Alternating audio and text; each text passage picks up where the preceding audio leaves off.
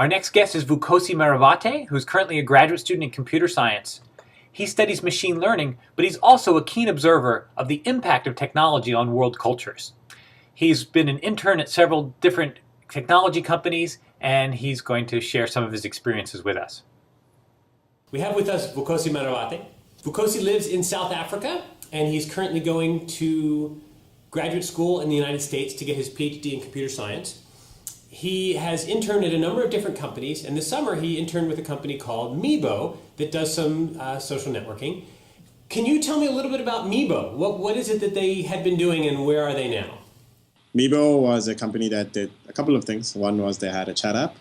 The other is that they also did advertising through something called the Meebo Bar. And they also then had a new product that was being developed called the Interest Graph to give you news. So you would actually log into the service, put up what your interests are, and you would either be friends with other people on the network, and from there it will actually mine the data that's created by all these people to actually now give you news and information that's relevant to you. Do you have a sense of what sort of algorithmic work they had to do to support their company? In most cases, when you're looking at networks, the things that are very interesting to do first is dead simple ways to actually recommend who people should be friends with. So this goes across the spectrum, whether you're on Facebook, you're LinkedIn, you're on Twitter, or you're on Meebo, or maybe and Google+. The other things that then become more interesting is finding out who's important in a graph.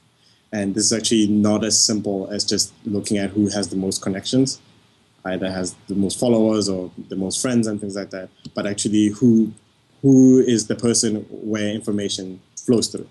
So there are algorithms that actually now try to do this, and people are developing them using different metrics to try and figure out who's important given a topic, let's say. So finding out who's very important given ice cream in California. And those kind of problems normally that require you to do some mathematical modeling of the networks that you have. Do you have a sense of what a really simple example of an algorithm might be that would determine importance? Maybe not what people are really doing, but something related to it.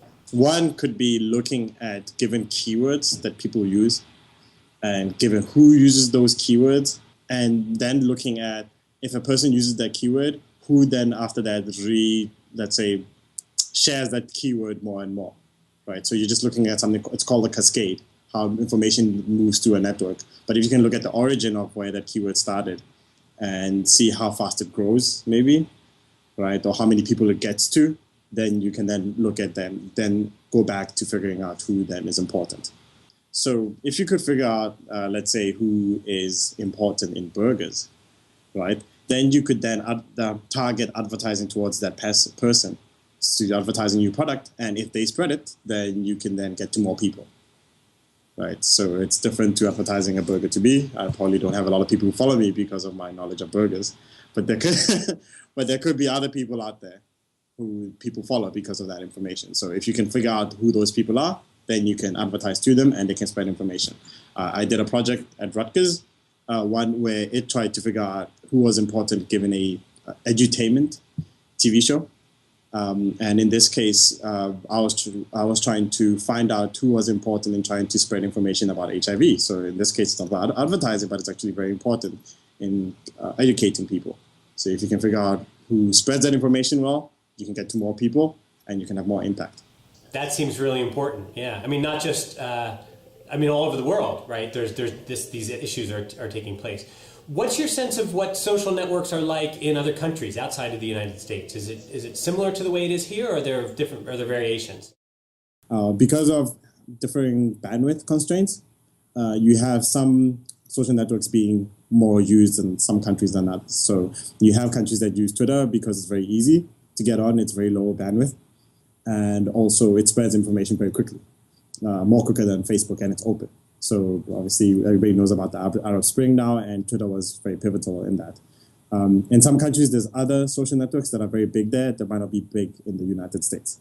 South Africa and most of Africa use something called Mxit, MXIT, which is based in South Africa. It was created there and has a huge user base in South Africa. I think Orkut is still very big in South America, which there was a product by Google, but it's still spreading, and just locally it's very big there.